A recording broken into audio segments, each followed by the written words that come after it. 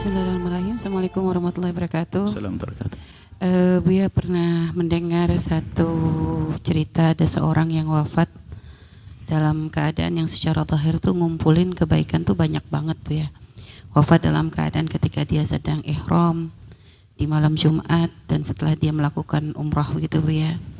Dan ketika bertanya kepada keluarga, ditanya keluarganya, apa sih rahasianya? Mungkin beliau punya amalan-amalan khusus.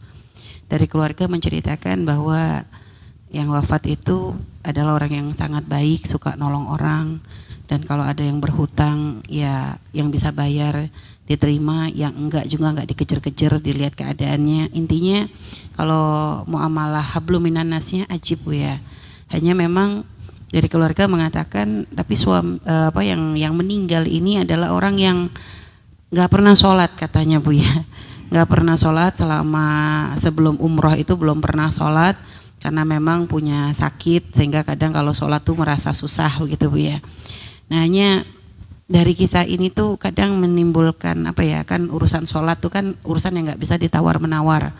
Satu sisi apakah ada hal-hal yang seperti itu dianggap wafat seperti itu dianggap istidraj, ataukah kita tetap harus tetap harus prasangka baik gitu, dan mungkin untuk masalah memahami bagaimana orang yang tidak sholat tapi ternyata bisa mendapatkan wafat yang seindah itu tuh gimana gitu supaya tidak menjadi fitnah sehingga orang yang menganggap yang penting hablum minan nas baik, nanti ya urusan Allah mudah begitu, artinya begitu bisa gitu artinya mendapatkan ya lolos lah gitu loh Bu ya.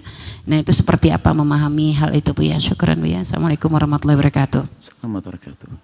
Bagi orang yang punya pemahaman benar urusan nasib seorang manusia, mendengar kisah semacam itu tidak akan jadi masalah. Bahkan bisa saja orang itu memang selama ini tidak pernah sholat, jelas nggak sholat, bahkan mungkin juga mabuk, judi, tiba-tiba pengen umroh, mati di sana, bisa jadi dan diampuni oleh Allah. Kok bisa begitu? Itu namanya husnul khatimah. Bisa saja perjalanannya tadi adalah di saat di atas pesawat itulah saat tobatnya, dan dia menyesal. Kalau seandainya dia hidup mungkin akan berubah, cuman sudah dimatikan oleh Allah, husnul khatimah. Begitu sebaliknya, ada orang rajin sholat kepada orang lain baik, tak taunya apa, lagi mabuk mati, ada namanya su'ul khatimah. Membaca kisah itu jangan Anda membaca yang terjadi pada orang, diri kita.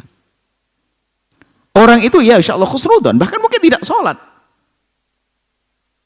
dia sudah mati dengan begitu, tapi ada orang lain ahli sholat pun ternyata tiba-tiba su'ul khatimah. Kalau ahli akidah mengatakan, kenapa kok orang katanya ahli sholat kok jadi su'ul khatimah? Balik ke belakang, bisa saja sholatnya bukan karena Allah, mungkin bajunya haram segala macam dan sebagainya. Yang penting khotimahnya ini loh. Kalau khotimah Anda benar, istimewa sudah. Kalau orang ujungnya waktu akhir hayatnya benar baik, yaitu al-ibrah itu anggap yang terpenting adalah husnul khotimah. Semuanya sepakat ini. Kalau husnul, biarpun dia pencoleng, pemabuk, penjudi, tapi kalau husnul khotimahnya baik, maka dia adalah insya Allah adalah orang baik, selesai. Cuma ini yang harus pahami, semua orang sadar. Siapa yang bisa memastikan semacam itu? Ayo. Dia berkata, saya mau mabuk aja deh nanti kalau mau mati sholat. Siapa yang ngasih tahu kalau Anda akan mati nanti ya?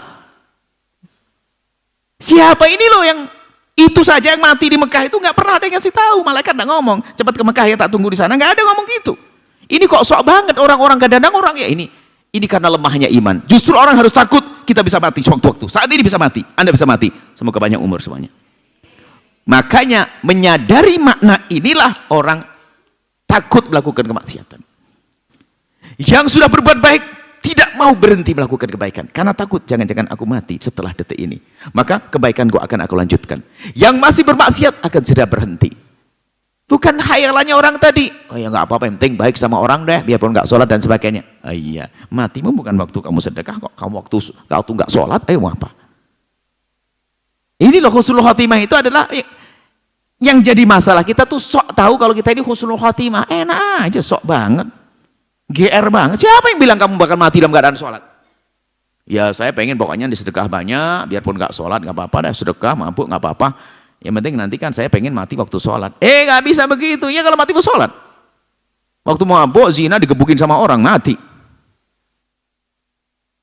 Naudzubillah. Jadi khotimah itu tidak ada yang tahu. Kapan kita mati? Ada tambahannya. Husnudzon itu penting. Apalagi di tempat yang baik.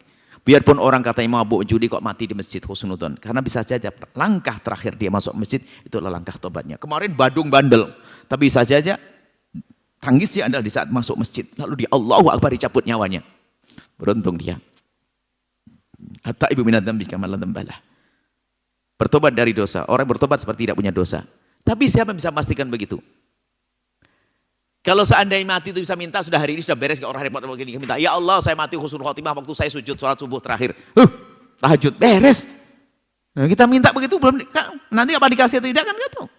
Kita berusaha saat ini menjaga perilaku kita. Makanya memahami makna kematian akhir detik-detik kehidupan kita itu menjadikan orang yang bisa berbuat baik waspada, tidak akan berani menghentikan. Jangan-jangan pas aku berhenti, nanti aku mati saat itu. Yang jelek akan segera berhenti. Karena apa? Jangan-jangan aku segera mati. Kalau tidak aku berubah jadi baik. Itu bukan untuk berhayal kayak tadi, itu bukan.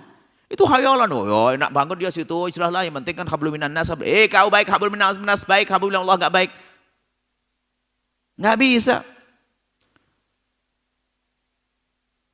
Nanti suul khatimah. Nah, kemudian yang terakhir. Urusan mati baik tidak baik itu urusan Allah. Kita tidak tahu. Kita hanya melihat dohirnya saja. Dohirnya seperti itu harus husnudzon. Bahkan kalau kita melihat dohirnya kurang baik pun, kita tidak boleh serta-merta mengatakan itu su'ul khotimah. Itu bukan urusanmu. Su'ul khotimah itu ilmu untuk diri, bukan untuk ilmu untuk nilai orang lain. Tolong catat ini. Ilmu su'ul khotimah, husnul khotimah itu su'ul khotimah, ilmu untuk menilai diri bukan nilai orang lain. Kita tidak boleh nilai orang su'ul khotimah. Ada orang mukanya hitam dan sebagainya, dan sebagainya. Di tempat yang jelek, di tempat judi, mati, mukanya hitam. Sudah terlanjur su'udzon. Bisa jadi dia adalah seorang saudara yang sangat mencintai adiknya yang lagi di tempat judi. Dia lagi membisikkan. Kemudian dicabut nyawanya. Kan tujuannya baik, terlanjur kita su'udzon. Anda jangan su'udzon kepada orang yang telah meninggal. Selagi dia ahli iman. Tapi tempatnya jelek, sudahlah urusan dengan Allah. Semoga Allah mengampuni. Tapi saya jangan mati, saya jangan ke tempat itu. Jangan aku mati di situ. Jadi ilmu su'ul khatimah itu ilmu untuk nilai diri, bukan untuk nilai orang lain.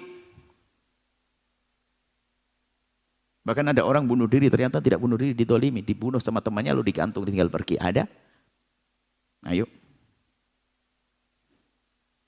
Macam-macam. Sudahlah. Kalau ada orang meninggal dunia dari ahli la ilaha illallah, kita doakan semoga Allah mengampuni. Terserahlah masa lalu enggak apa, dia pezina, pemabuk, semoga pezina diampuni. Di saat terakhir dia sakaratul maut diampuni. Gitu aja sudah. Yang penting jangan aku mati dalam keadaan begitu. Jangan-jangan memang jelek beneran. Sekarang enggak. Dengan dirinya, wah gampang husnudzon. Enggak apa-apa kita. Yang penting kan hablum minan nas. Sholat enggak usah biar saya mati kayak dia. Enggak apa-apa. Dirinya.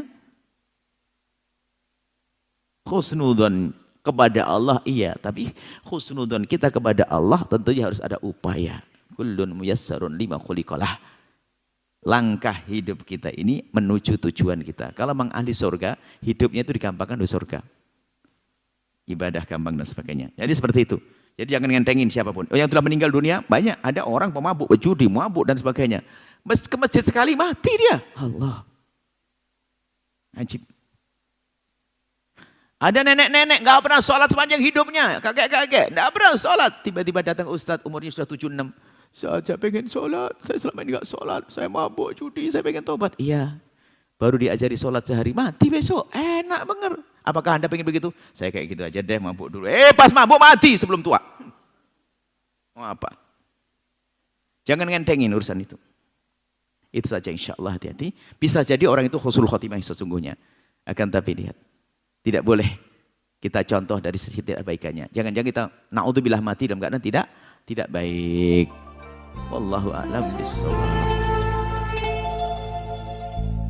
Sahabat Al-Bahjah TV, setelah menyaksikan video ini, jangan lupa bersolawat kepada baginda Nabi Muhammad. Shollu ala Nabi Muhammad. Allahumma sholli alaihi wa ala alihi wa sahbihi.